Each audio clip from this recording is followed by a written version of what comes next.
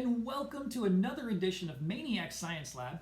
I'm Mr. Andy, Youth Services Librarian at Main Library in St. Johns County, Florida, for the St. Johns County Public Library System.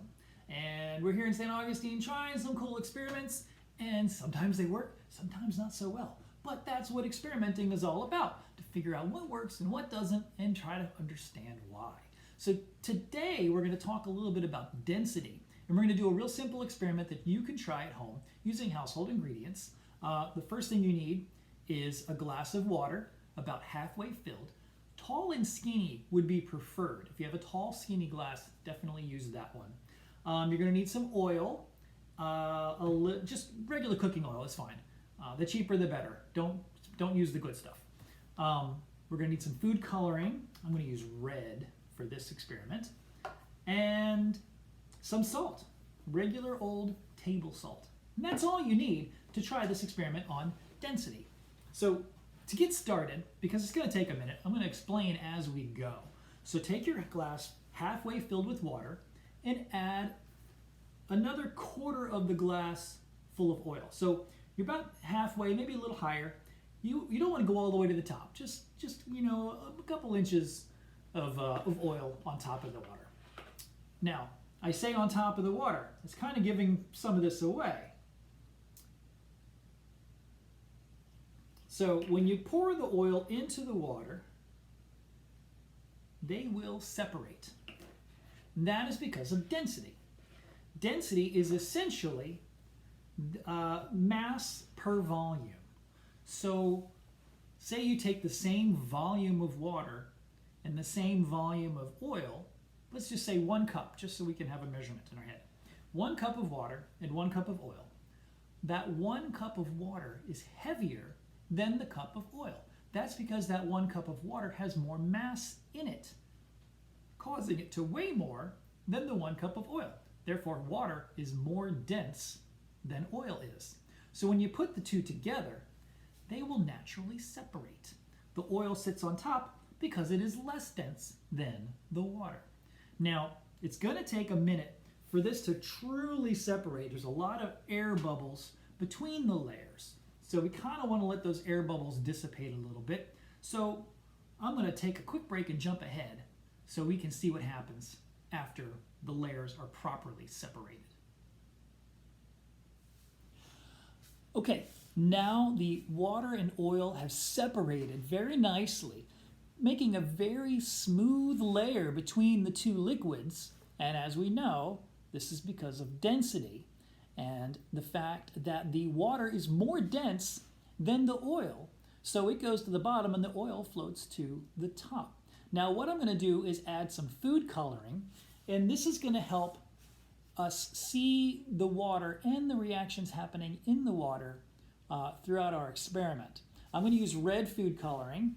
Now, food coloring is water soluble, so it is more dense than the oil, but it also has a little bit of oil in it, which what I've learned in my experimentation here is it actually ends up forming a third layer for just a little while. I guess the oil in the food coloring gives it a protective bubble that it holds onto for a little bit before it finally bursts and then releases into the water, turning the water a pinkish red color. So let's go ahead and add the food coloring now and see what happens.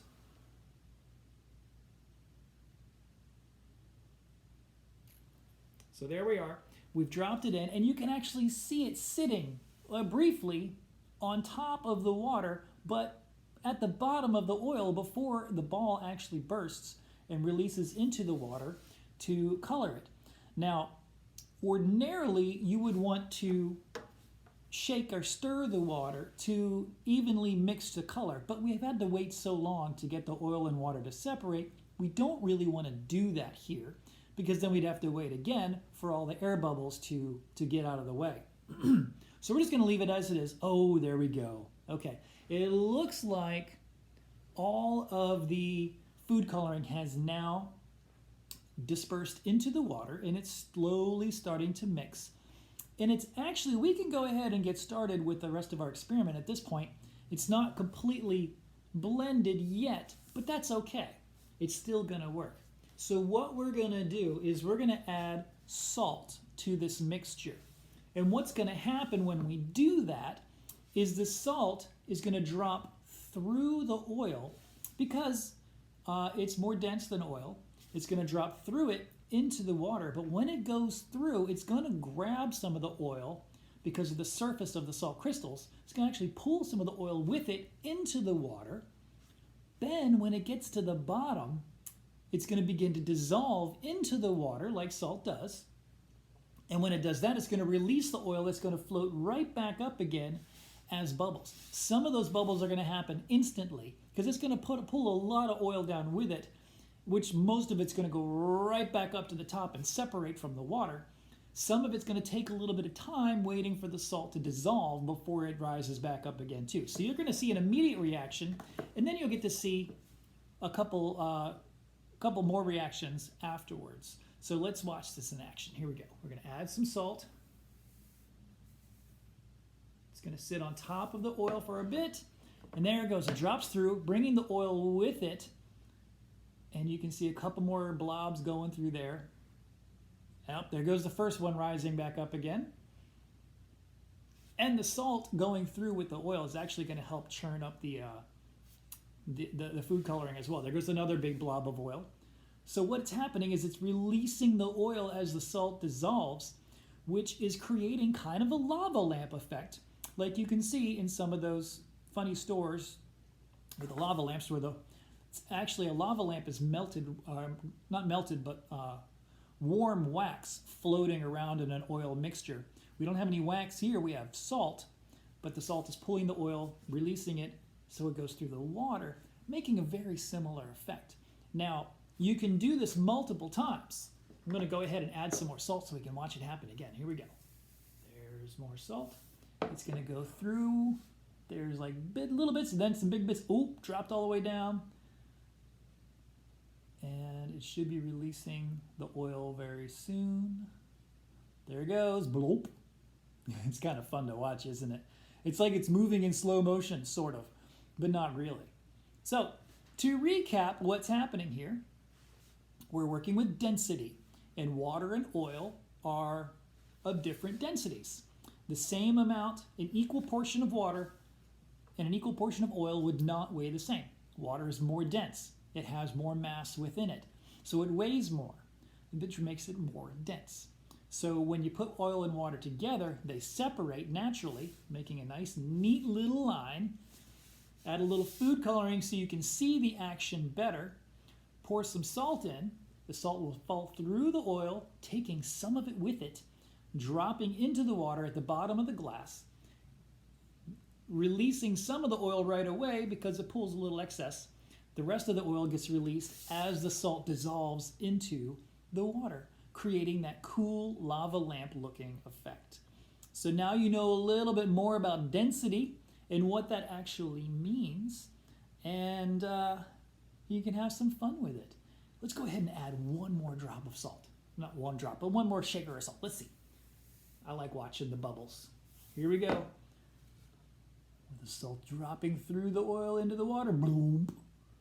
And releasing the oil back up again. Bloop. Science is more fun when you make sound effects. There it goes. And you can just do this over and over again all day. Eventually you'll get a little saturated with salt into your water, but it's still kind of fun to watch the bubbles float up and down. So this has been another great episode of MAIN-iac Science Lab. I'm Mr. Andy, Youth Services Librarian at Main Library for the St. Johns County Public Library System here in St. Augustine, Florida. I hope you learned some things today, and I hope you had some fun trying the experiment on your own. This one does take a little bit of patience because you have to wait for the oil and water to separate properly, but once you get going, you can have a lot of fun with it. And if you want to see some more science, we have some videos saved both on our Facebook page and our YouTube channel. You can go back and try some other experiments that I've already done, and we'll bring some new ones to you in the near future. Until next time, keep experimenting, keep learning, and check out some cool science books at your local library. I'm Mr. Andy saying goodbye.